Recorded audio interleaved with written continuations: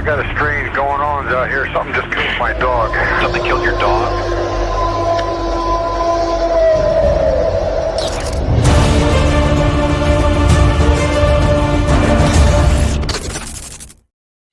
Hey everybody, welcome back. Hey, you guys, I'm your host, Dano Hamilton. You guys call me Dan, Daniel, Dano, it doesn't matter. You guys, I got a really great guest on today. I got Mike, and Mike, while driving up towards Green Bay through Minnesota with his father-in-law, actually believes that he saw a Dogman. Now, I'm not going to get into too many details, but also I just want to let you guys know Mike has asked not to be on camera for personal reasons, professional reasons. So we'll just leave it at that. But before we bring Mike on, I just want to say, you guys, thanks for all the support. And if you guys have had an account and you'd like to come on the show, please email me at thecryptidpodcast72@gmail.com. Again, thecryptidpodcast72@gmail.com. Just so you guys know that I do have a giveaway going. If you want to be a member of the show, it's $2.99 a month. With that, you get early access to a Saturday release show and a drawing for the giveaway. Your name will be put into a drawing to win a hat and maybe one or two more little items. So without further ado, you guys, let's get Mike's screenshot ready and we'll bring him on to the show. Mike, how's it going, buddy? Oh, it's going well. Thank you. Thank you for inviting me. This is the very first time that I've ever discussed this. I don't know what made me. It was a whim that I don't know why I answered in the Reddit where I typed all of this out, but I've kind of gotten interested in the subject for some reason in the last few years because it's gotten very popular. And I guess that was just, this is a good time to talk about it. But it's a sensitive subject for some reason. When you tell people things like this, they think you're insane. Right. So this is the reason that I have kind of asked for anonymity, because I have a young family. I have a professional reputation to maintain. So if for any reason someone would come along and see this, they'd think, oh, well, that poor man is mentally ill. Right. So, how this goes is, just start telling your story. And then when you're done, just say, hey, that's done. What I'll do is I'll mute my mic. And then that way I can just kind of write down questions that I have, but I want to read just the headline or the subject matter of your email to me, because it was, I look at it and I kind of chuckle every time I look at it, because you were straight and to the point. It's like you were not playing any games. So, I mean, it was fantastic. You go, bipedal dog creature, Minnesota, Wisconsin. Yep. And I go, I send you a reply back. So you're telling me you saw a Dogman? And you're like, yep. And here we are. So thank you so much for reaching out, on the Reddit and coming on the show. So you know what? It's all yours. Let's hear your encounter. Sure. Okay, so in 2019, and this was just prior to COVID, which is kind of why it's vivid. My father and I were driving to a football game in Green Bay, Wisconsin. We were actually going up there because he's an insurance professional and he had some sort of convention with his company where they meet for several days and do business and so forth. So I accompanied him on this trip. We were probably in the neighborhood of 2 hours northeast. I believe it was State Highway 23 is what I think it was. But if anyone's interested in the details, I wrote it down very specifically in the Reddit. Also, the nature preserve that is right there is also in the Reddit. I think it's Black Bear? Maybe Black Bear Nature Preserve. There's a bunch of them up on that highway, but it's kind of the first major dense forested area that you come upon as you're driving between like Minneapolis and Superior or Minneapolis and Duluth on that particular highway. So I want to say that it was probably about 6:30 in the evening. It's kind of this fall time where it's getting dark much more quickly, but it wasn't dusk. I mean, there was still plenty of light to see. I was a passenger. We were driving a newer F-150 pickup, and so you have to imagine, as we're coming up to this forested area on our left, so on the driver's side, traveling north. As we drove out from behind this first set of forested trees, there are a bean field on one side, on the driver's side, and a wheat field, or formerly a wheat field that had been cut and then baled for straw and so forth. And in the ditch, there was a double row of large round straw bales that had come out of the wheat field, and the farmer had rode them up in the ditch, probably maybe 100 feet long. Maybe there were 50 bales there. And of course, in this area, everyone knows who lives in the Midwest or lives in deer country that you have to look very carefully for deer during, or just before, in this case, deer season. And from my right to left, so from passenger to drivers, one very large buck and two doe ran out from the wheat field, kind of around the hay bales, and then ran up the ditch and straight across the road, which then caused us to slow our vehicle down. And in about 3 or 4 seconds, maybe 5 seconds, and the deer were very, very alarmed. If you're driving and you see deer, usually they're kind of they're running across the road to get away from cars, but these deer were like scrambling and sliding and slipping on the pavement as if they were running for their lives. Okay, it was not a normal deer run away from cars kind of scenario, but that isn't really what I noticed. I thought about that later, that detail. To my right, a large, dark figure leapt up on the double row of hay bales. I didn't see it come out of the wheat field, but as it jumped up on this double row of bales, it sat on its haunches just like a giant dog. And you're processing this very quickly. So as I looked back at deer. They're now across the road. I looked back at this thing sitting on the hay bales. You just immediately, I grew up on a cattle ranch, and I immediately thought that is as big as about a yearling steer. It's huge. So the thing was sitting on its haunches on all fours. It was obviously a wolf of some kind, or a dog. And it jumped then off of the hay bales. I don't even think that I would say that it really took much. So we would have been, the hay bales would have been not right alongside of us, but kind of obliquely off to my right. So we're looking kind of ahead and to my right at this thing. And as we're pulling forward, it sat there for maybe a 3 or 4 count, so you get a good look at it. It jumps off of the hay bales, lands on all fours, remains on all fours up the ditch, and as it gets to the ditch, stands up on its hind legs and continues to amble across the pavement. And then it goes down the ditch, goes back down on all fours, and then continues obliquely to my left through the passenger side away from us towards another grove of trees where I assumed the deer had gone. And it got back down on all fours as it crossed the ditch on the other side, and it took off running on all fours. And the way that it ran, it looked like a galloping horse, like a galloping quarter horse. And it was moving at a rate that even a fast dog, a shepherd dog or a collie or something that runs down, sheep and animals, it didn't look anything like that. We were also in the ditch. There was a road sign. So for those of you who have been driving around out in the country, you know that those road signs are probably at the very tip. It's a kind of a square, a diamond kind of shape. The very top tip of these signs are probably 9 feet in the air, maybe 10. And the bottom is probably 7 feet in the air. As I watched this thing amble across the road and then go back down in the ditch, it would have absolutely hit its head on the bottom of the sign. So it had to be, I would say, 7 feet, probably slightly over 7 feet to be sure. But it wasn't like a massive figure, thick. It was very lean, sleek, black with, I think, what I would say would be like gray tufts. It did not have long, shaggy fur. It really did not have a mane to speak of. And as I saw it kind of obliquely off to my right when it first leapt upon the hay bales, I thought, okay, that's a wolf-like or a dog or something. When I caught it coming across the road, its profile, it looked really more like a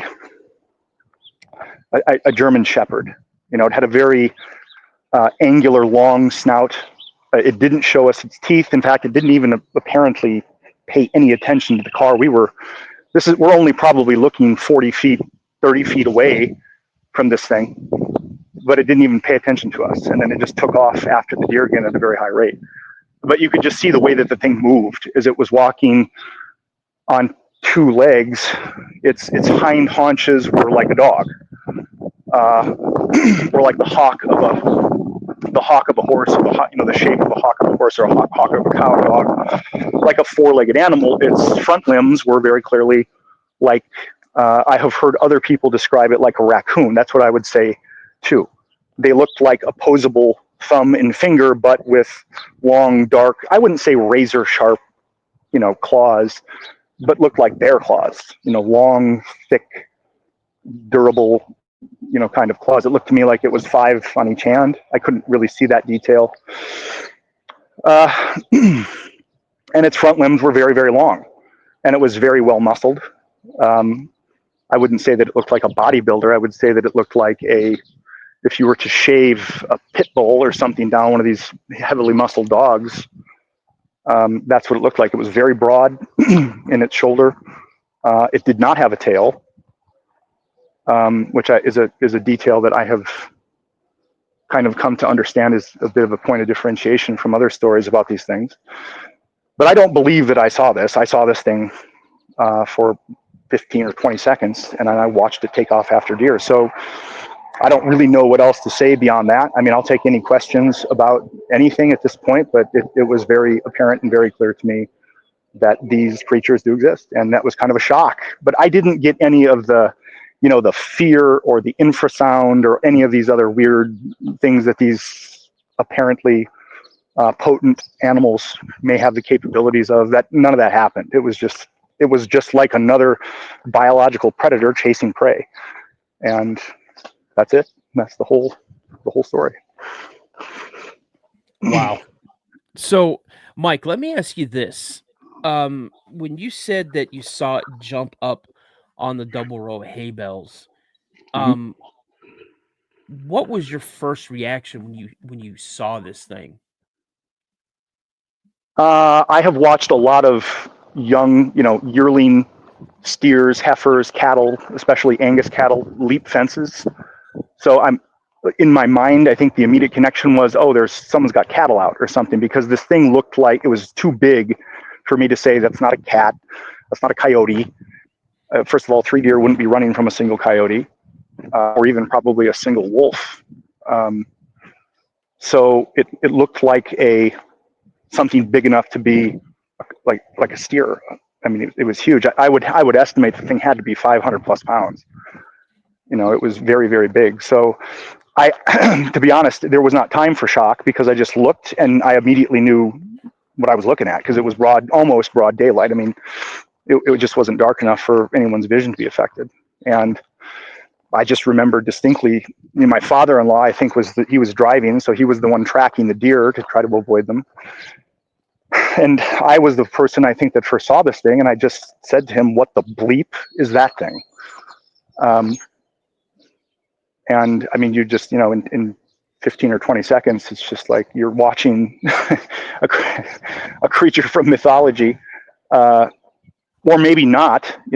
As I have studied this more and more, I've come to suspect that there are probably natural versions of these things that do not have all of these weird magical powers, or are capable of controlling a dimension of physics that we would say are infrasonic or acoustic or something.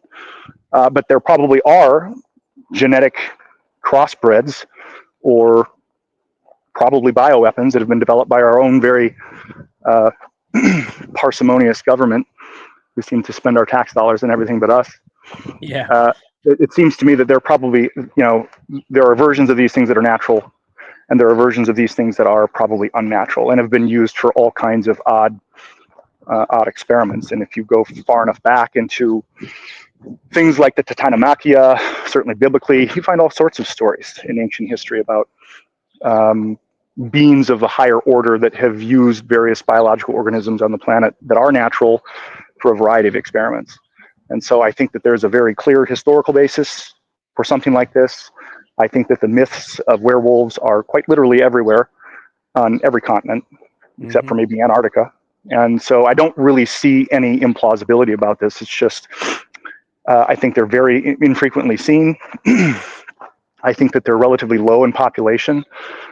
And I think that they're probably hunted, captured, and used for, as I mentioned, God knows what, by interested parties in deep underground bases or God knows what. So that's what I've concluded, that there's really no implausibility here. It's just a matter of, are there still totally natural versions of these things, or are they all some kind of biologically derived weapon of some sort that are being used to terrorize or to. I actually read a book. It was a very old book, and it was about the abominable snowmen, and it was a series of stories about men who were climbing the Himalayas in Nepal and in Tibet, and they saw a whole group of these large white ape-like, enormous ape-like bipedal creatures, what we would call Sasquatch or Yeti.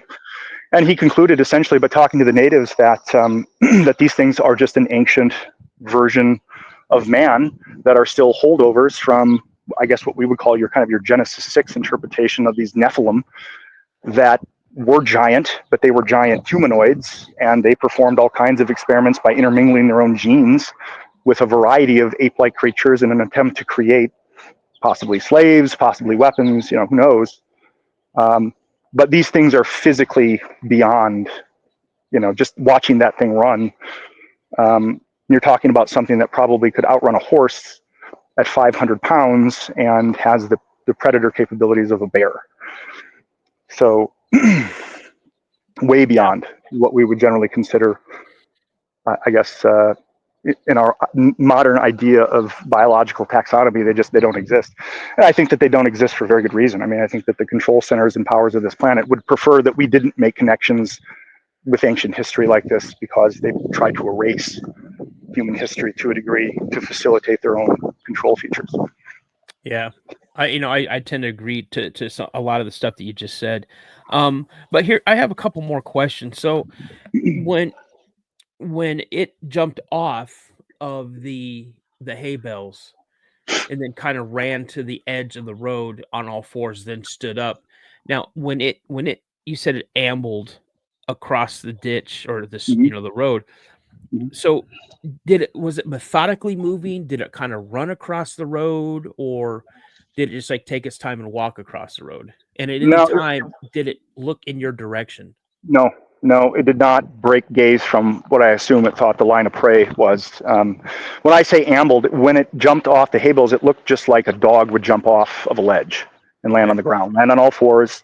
As it got to the steep part of the ditch, that's when it popped up off of its front feet and took a big step onto the side of the shoulder of the road.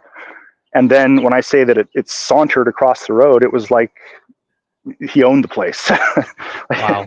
It didn't move quickly across the road at all. It was kind of like it was almost like it was gazing at where it was going to go, thinking about what it was going to do, and then it took a line to, I suppose, probably cut off those 3 deer. So I think it was thinking. It was using its little time walking across the road there. It didn't even look at us. It didn't act as if though we were even there. I don't think it cared. But I thought that it was probably making a plan in a split second, as a predator would, and then going straight in the most efficient line of pursuit. That's what I think it was doing. Wow. So it shows active intelligence. Like Yeah. Oh yeah. it's able to come up with a plan, right on, just on the spur of the moment type thing. Yeah. So how fast are you guys traveling when it started crossing the road? Were you guys almost at a stop, or were you just kind of slowed way down?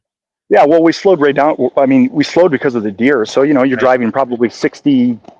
If the speed limit's 60, you're probably doing 63. We Mm-hmm. slowed down to probably 20. So the deer crossed, I don't know, 100 meters in front of us, something like this. Mm-hmm. We slowed down immediately to make sure that there weren't another batch of deer coming out of the ditch. We were probably coasting at, by that point, maybe 10, 15 miles an hour as it Wow. leapt up on the hay bales, and then we kept creeping forward, and then we encountered the thing probably 30 or 40 feet away by that point. So we weren't, I mean, by the time the thing got up on its haunches and walked across the road, we did come to a dead stop. Had I been driving, I would have probably thrown it in reverse and peeled out of there. Yeah. But So, go ahead. what did your father-in-law say when he saw this thing come up out of the ditch and start walking across the road? Uh, we're both two old farm boys. So we just said, I'm sure some words were used. well, yeah, I mean, yes, expletives. What Yeah. the bleep was at? I have no idea. What do you know about this thing? My father-in-law knows me to be a little odd, and I have odd interests, and I'm a scientist and a biophysicist, so I have a kind of background and odd interests. Let's just say he knows this, so he started immediately asking me, okay, what do you know about this? Because I know you know something, Yeah. and I just said, well, sir, what you just saw was a werewolf, and I don't really know. You just saw it with your own eyes. Mm-hmm. So, and then at some point we just kind of decided, we've got a bunch of small children. I'm not going to tell my wife. We're not going to tell my mother-in-law. We're just going to let it go. And then I got interested in it. So I started, when you can't, or you decide not to tell people in your family, just why would you say anything? It's not exactly critical. And my mother-in-law, for example, and my wife aren't people who would be interested in stuff like this anyway. They would probably not think twice about it or would rather not, maybe. I know what that's like. Yeah, well, it whet my interest on the subject. And I had been into, as I mentioned, I read that book on abominable snowmen when I was maybe a teenager. So I had come across this stuff before, but you just don't really, and where I'm from, also where I grew up, there are many stories about people having seen Bigfoot. In fact, I remember a Christmas, we used to hold Christmas at my house, specifically Christmas Eve, where our whole family would gather at Christmas. And I can remember my father, I was about 6 years old, and I had learned how to dub tapes, cassette tapes, by putting tape over the side, and then you could record the sound coming from where all the adults were speaking. So I had this little play tape recorder, and I had a cassette tape, and I stuck a piece of tape over it, and I actually dubbed a story that my father was telling about how he was driving on a gravel road. He came across a whole bunch of men kind of sitting at this crossroads. They all were heavily armed, and they told him that they had seen Bigfoot, and there was a whole bunch of them that were going to go after it. And this is just in Nowheresville, eastern South Dakota. So I had some kind of introduction to this previously. When that happened in 2019, then I started engaging with podcasts like your own and just trying to get a good feeling for what I actually thought the plausibilities of this were. I have concluded that there's absolutely no reason to deny that any of these things exist, and God knows what else. I mean, whether it's your giants of Kandahar in Afghanistan, through any number of various variants of the Yeti that are running around in the continental United States. Apparently there are all sorts of different variants that are different colors, larger, smaller. Some of them are seemingly cannibalistic and predatory on humans. Some of them just want to be left alone. There's a whole taxonomy of these things with differential behaviors and interesting psychology. And with the dog creatures, whatever they are, wolves, dogs, I don't know. But they also seem to have a very similar kind of layered differential representation of their behavior. I have seen numerous stories or read or interacted with numerous narratives where this young woman actually thought she was playing with a big dog.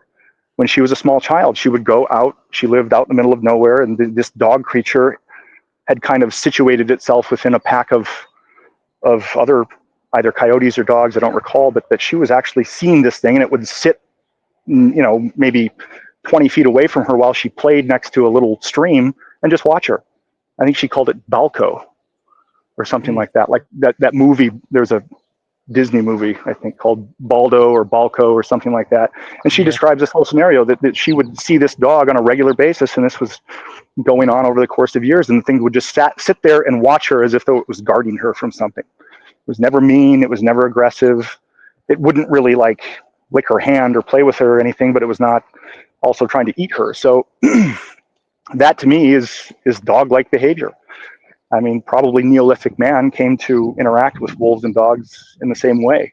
So if these things are biologically, if they're natural, or there are versions of them that are natural, they probably have many features of normal canine creatures, which would be loyalty, and they're probably, you could probably tame them if you would work with one for long enough or get it early enough. But I suspect that the government or don't even know if I would call it the government, that your sort of your black projects layer of Yeah. Western civilization has probably interfered with this to a degree where that's impossible. Yeah, I don't know if you can see it, but up on the screen, I have a picture that was Oh, yeah. taken in, I want to say, East Tennessee, and this was sent to me by a friend of mine. His name's Harley, Wow. and he was out one day with another person walking in the woods, and they heard a noise, and so he just turned around and took a series of 3 pictures and didn't think anything of it. Went back to his house and started going through his pictures that he had taken that day, and this is what he popped up. This is what came up. Mm-hmm. This And is the reason. No, this is the reason that I think that these things, at least a certain version of them, have been crossed with some kind of human DNA or something, because they have this incredible ability to stay hidden. You're clearly dealing with a reasoning capacity of some sort. Yep. And I don't know if they're ultra sensitive to electromagnetic radiation, or they are, maybe they have twice the IQ of a normal dog. Whatever it is, they have an innate ability to stay out of and away from technology that is clearly emitting your normal radiation spectrum. So I suspect that they're both very sensitive to these radiations and also very intelligent. Yeah. And here's another picture that was sent to me by a listener as well. And this picture he claimed is taken from a still from a video. And this was right outside behind this person's house. And so yeah, I don't know what really to think about that. So That would be freaky.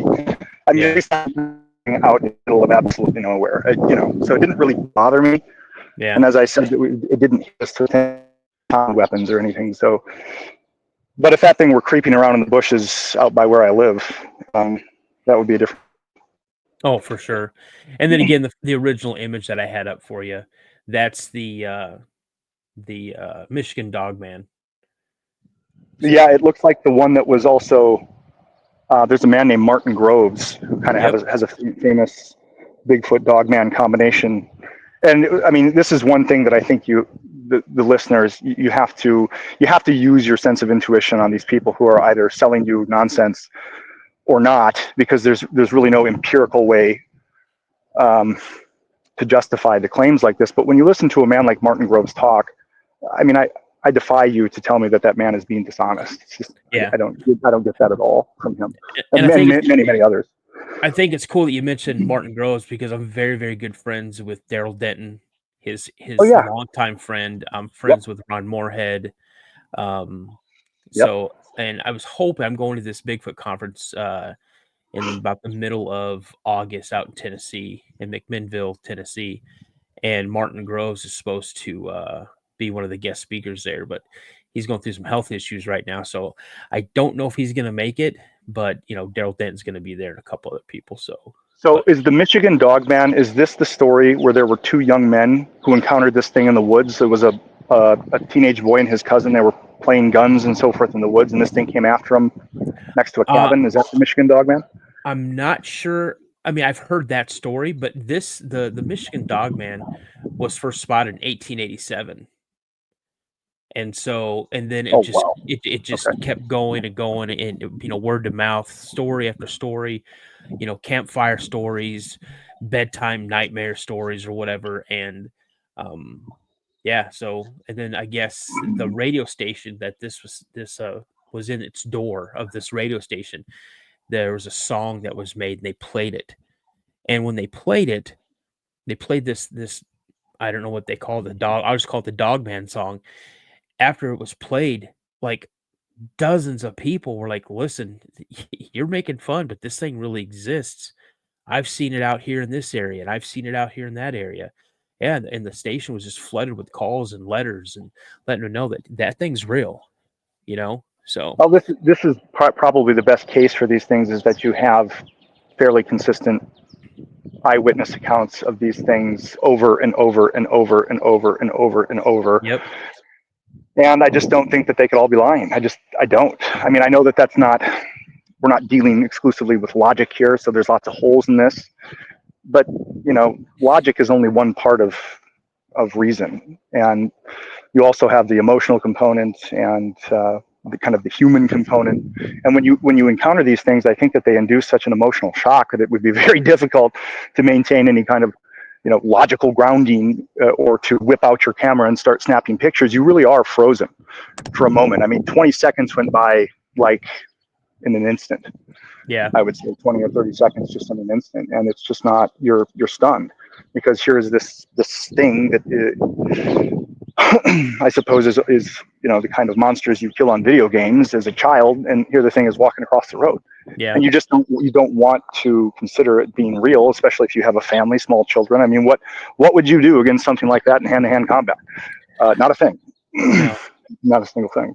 I mean, So, if you're super skilled in hand-to-hand combat, I mean, you might get a good couple licks in it, but as big as these things are, it's just going to shrug it off and then make it more angry, and then you're on the menu. But and it's funny that you said that there's been so many consistent reports of these things.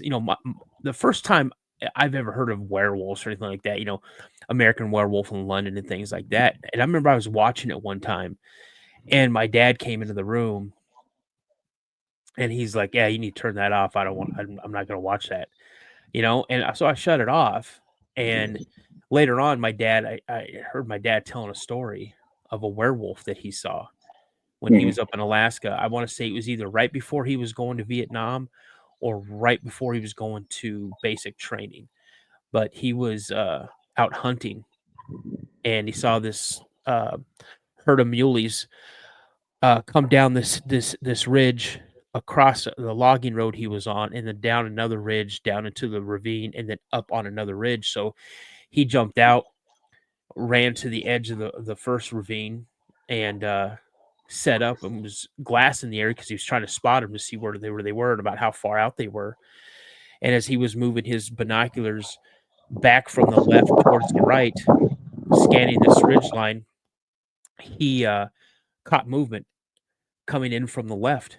And so he moved his binoculars back, and he said, "I saw the biggest, darkest wolf I'd ever seen in my life in this area. I've never seen a wolf this big."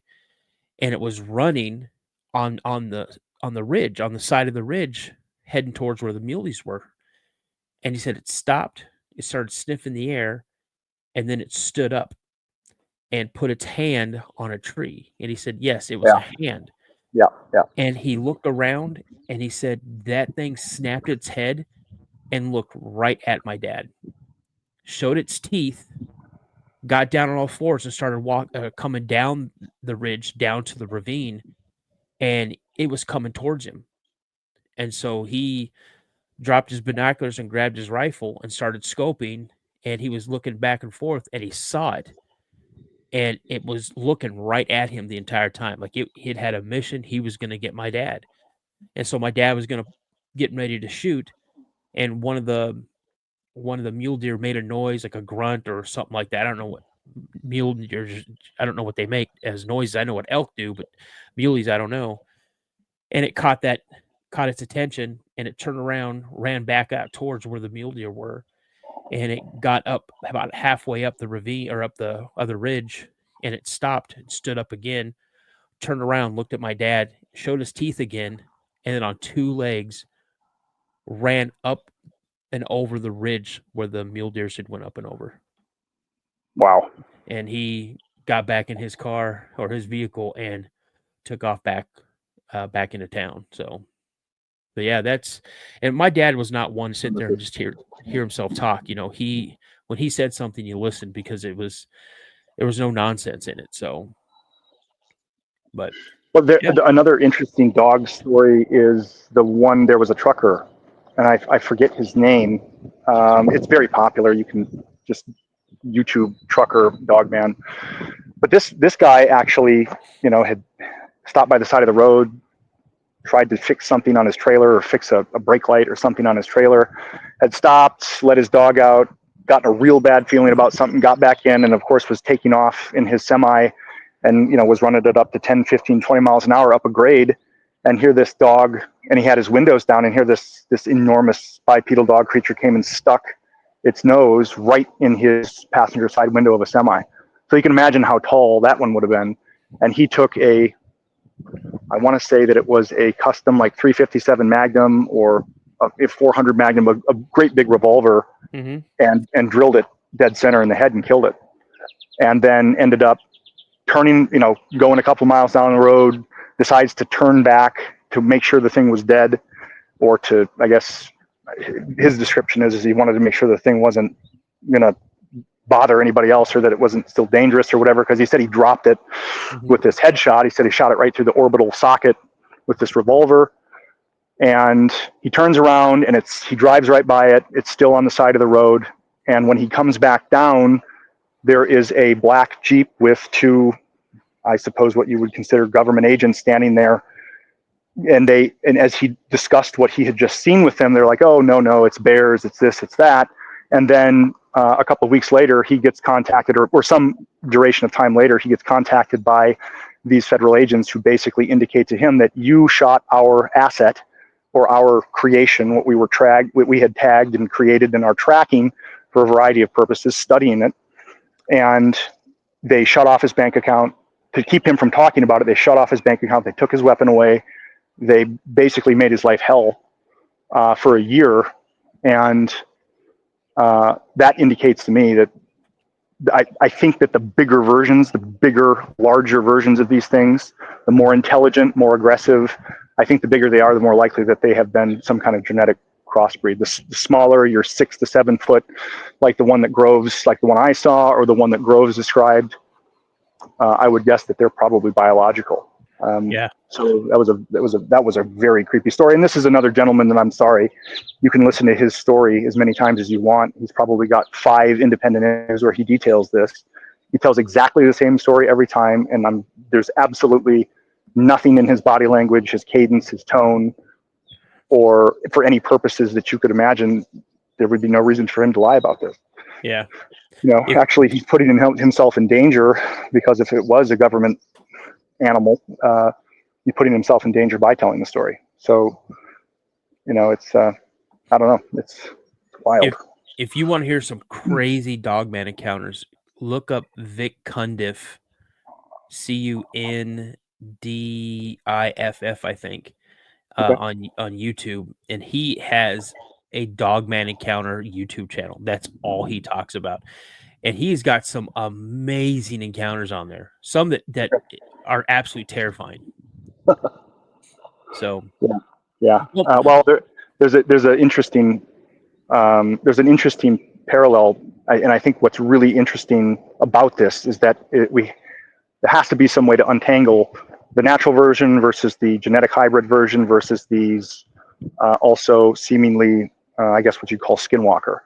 Yeah. I read a book on skinwalking in Native Americans who have all of their own Bigfoot and Dogman lore all over the place. Mm-hmm. But the skinwalker, it almost seems to be an attempt for these Native American shaman, these sort of shaman interested in darker things, to mimic the werewolf. And these blood ceremonies and blood rituals that came about were an attempt to kind of mimic the power of these things for either protecting the tribe or just for raw power, one of the two. Yeah, I know.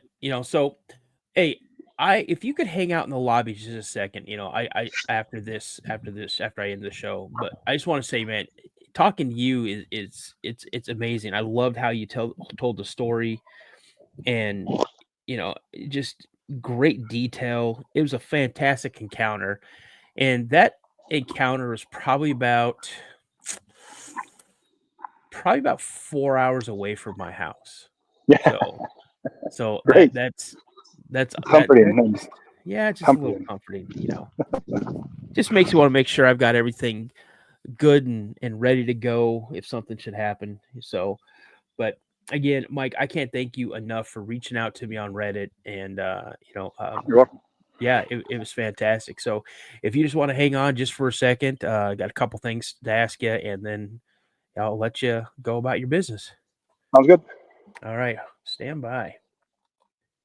All right, you guys. So that was Mike, and I'm going to tell you guys right now, that was an incredible encounter. Again, like 4 hours from my house. I've heard of like 2 or 3 other sightings here in Minnesota. Always, I think the closest one is probably about 45 minutes from my house, but everything else is further out, which they can stay. I don't want them in my area, to tell you the truth. But again, you guys, thank you so much for watching. I truly appreciate it. Again, all the support you guys give the show keeps me going and hopefully bringing great content to you. So again, if you guys have had an encounter you'd like to come on the show, please shoot me an email at the Cryptid Podcast 72 at gmail.com. The Cryptid Podcast 72 at gmail.com. And as my buddy Josh from Mysteries Unknown always says, stay prayed up. And as I always like to say, you guys remember, a legend begins with a sighting. Have a great day, guys. I'll talk to you later. I got a strange going on out here. Something just killed my dog. Something killed your dog?